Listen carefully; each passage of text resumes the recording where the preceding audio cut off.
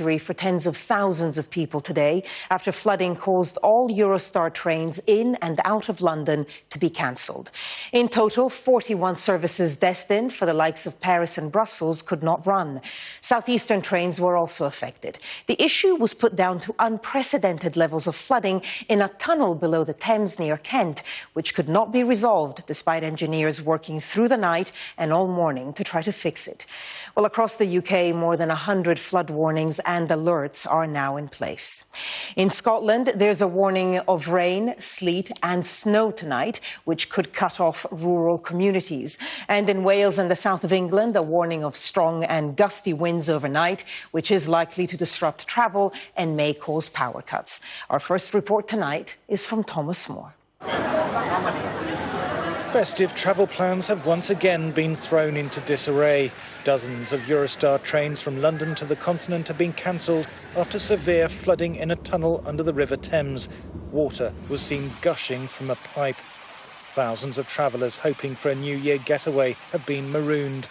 It's getting more and more expensive every minute that passes. So we're trying anything from buses, trains, other countries and going around a different route. All the Eurostars are booked today and tomorrow, so you can't get another one. We looked at flights, they're all fully booked, so we can't get there now. We even looked at the Eurotunnel and drive in, but yeah, it's just impossible. I think a lot of people that are stranded are worried where they're going to sleep tonight. That's what the deal is with us. We don't really care. We stay another night in London. It's where we're going to get to put our stay. head, because it's booked up for the holiday, for the New Year's. Meanwhile, on the other side of the channel, people couldn't get to the UK. The main worry was that I'm not from Paris, so I was hoping they could at least cover some accommodation costs, and none of that was very clear. I still don't know if I would have gotten anything covered, so I've literally had to call up my friends or my family to find a solution to stay over, because no train's running today. The weather has also caused disruption, with yellow warnings for wind along the southern coasts of England and Wales. Gusts of up to 75 miles an hour were forecast. There have also been yellow warnings for rain or snow in Wales and Scotland, a wet end to a wet year.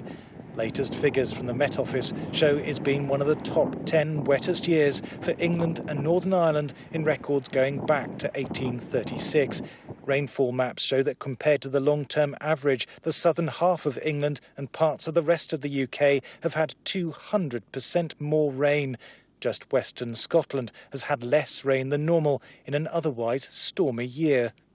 According to the Met Office, this is the fastest start to the storm naming season, with 7 named so far, from Agnes in September to Gerrit early this week. But that may not be that unusual. Just by naming a storm makes us more aware of it.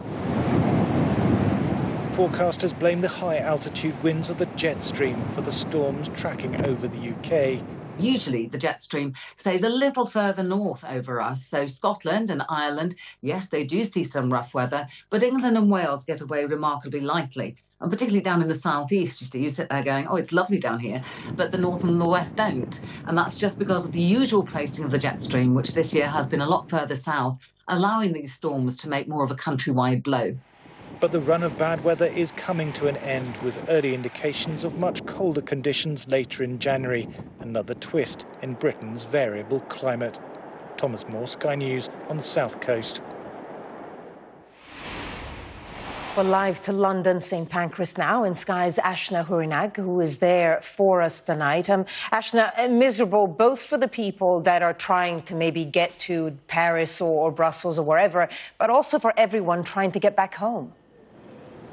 It very much feels as though New Year's Eve is likely to be ruined for thousands of passengers, Barbara, both, as you say, heading to the continent but also back from it. There are some 41 Eurostar trains that have been cancelled, and that's just today. The other operator affected is Southeastern Railway. They run trains from here out towards the Kent coast, and there has been severe disruption for people across the board on concourses over here, but also in Paris and in Brussels and Amsterdam too. There have been full of people completely stranded. There are people inside within those coffee shops looking at their laptops, looking at their phones, just wondering what to do next, trying to find accommodation wherever they can. It's also led to an increase in demand for obviously other means of travel, so flights but also coaches as well. And I have to say those prices for flights are certainly soaring. The only British Airways flight available from Paris to here in London is almost £700, and that's going tomorrow, so no flights that are available certainly for that particular airline going today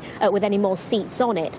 Regarding the flooding that's caused all this within the tunnel underneath the Thames near Kent, we know that a team of engineers have been monitoring the levels there, have been working with pumps but also tankers to greatly reduce the water levels, which they say they have done. But they do say that the level of flooding within that tunnel, to use the words of the engineers down there, it's unprecedented. We do know that this disruption is likely to continue for certainly the next few hours, but absolutely into the night too. The cause of it is still being investigated, so no word yet on when service here will resume as normal, which means further disruption for people trying to get home or here to London. Ashna Huranag with the latest there from St Pancras. Ashna,